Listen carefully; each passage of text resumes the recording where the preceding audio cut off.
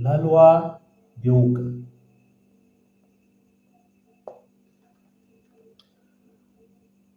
Prenons l'exemple d'un essai de traction.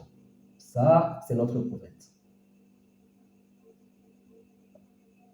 Et ça, c'est l'expression d'une manière graphique ou bien par diagramme de l'essai de traction.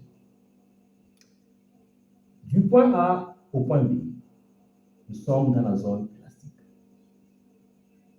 Et du point B au point R, nous sommes dans la déformation plastique. Et là, le point C, c'est là où notre force est maximum.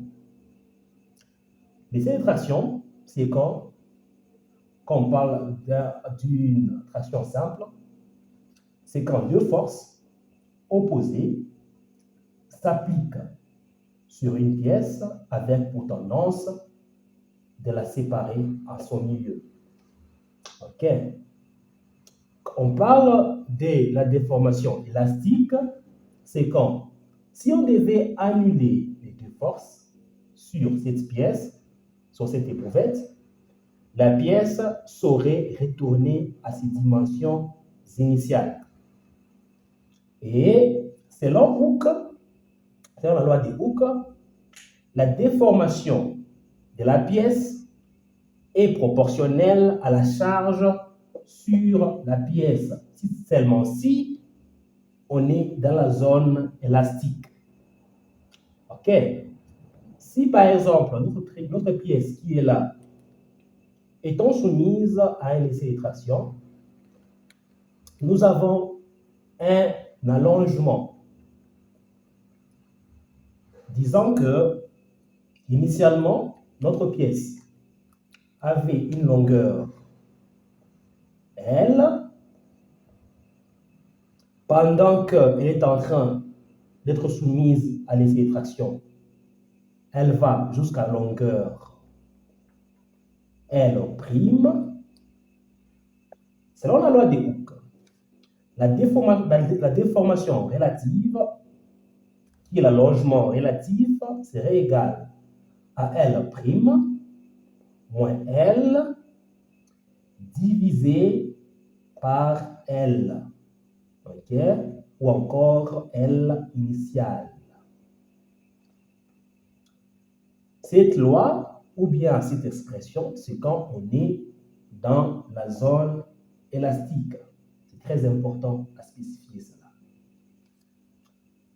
Quand on parle maintenant de la limite élastique, là, F et E, F élastique, ou bien FB, parce que c'est au point B, c'est le point où la pièce ou bien l'éprouvette cesse à être élastique. Ça veut dire, au-delà de ce point, la pièce va subir des déformations permanentes. OK? Si on arrivait à enlever les forces qui sont appliquées sur notre pièce, elle ne saura plus rentrer à ses dimensions initiales. La contrainte élastique est égale à la force, la limite élastique, divisée par la surface initiale. Ceci est Newton sur mètre carré, qui est l'expression de la surface. Et ça, c'est delta E qui, en fait, est l'expression de la force par unité de surface qui est le mètre carré. En bref, ceci est le Pascal. En prenant la loi de Hooke, sigma E, qui est égal à FE, la force à la limite élastique, divisée par la surface initiale, est aussi égal à grand E multiplié par la déformation ou l'allongement relatif. Ce grand E, c'est le module de Young. Et généralement, pour les aciers, il est égal à 200 gigapascal.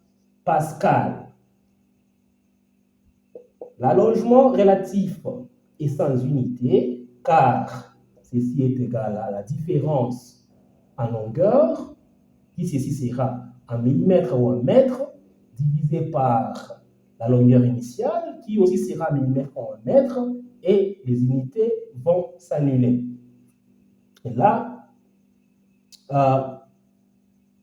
le module des angles qui est 200 gigapascal, qui ceci est aussi, on peut dire, c'est 200 multiplié par 10 exposant 9 fois PE qui est le pascal. OK? C'est ça. Maintenant, le point R, c'est le point de la rupture, là. Et le point C, c'est le point de la force maximale. Ça veut dire, si je dois expliquer ces graphes ici, de là, du point 0 au point A, la machine est en train de bien positionner la pièce afin de la soumettre au test proprement dit. De point A à B, la pièce est en train d'être déformée élastiquement, ok, jusqu'à ce qu'elle arrive au point B, là où c'est la limite élastique, là où la pièce n'est plus déformée élastiquement. Du point B au point R, c'est la déformation rapide ou la déformation plastique ou encore la déformation permanente. Si on doit calculer les coefficients de sécurité d'une pièce selon toute norme, d'autres disent S, petit s, pardon, on prend l'expression de la force par unité de surface élastique. Donc, les delta ou bien les sigma élastiques. Okay? On a aussi le sigma maximal, sigma max, qui est égal à la force maximale de la pièce, à la force maximale qui est la force qui est la force assoubie, la force supérieure au-dessus de toutes les autres forces, la force basse, divisée par la surface. Okay? Dans cette vidéo, je vais vous parler de la loi de Hooke. Je le répète encore, c'est la déformation relative dans la zone élastique. Okay? Et la loi de Hooke est seulement applicable si on parle de la zone élastique. Au-delà de la zone élastique, elle n'est plus applicable. Pour la petite brièveté, ça veut dire si on pouvait enlever la force sur cette pièce dans cette limite élastique, la pièce pourrait tourner à ses dimensions initiales. Et si on pouvait mesurer ces déformations, bien cet allongement, on va trouver l'allongement relatif ou la déformation relative. En prenant l'allongement relatif, en les multipliant par le module de Young, on va trouver la contrainte élastique de la pièce. Okay? Ou encore les sigma E. Ça a été un plaisir pour moi de partager cette vidéo avec vous. J'espère que vous l'avez aimé. J'espère que vous l'aimerez. S'il vous plaît, n'oubliez pas de vous abonner. Okay? N'oubliez pas d'aimer surtout. Et puis, n'oubliez pas de partager. Prenez bien soin de vous et à vous revoir à la vidéo prochaine. Bye!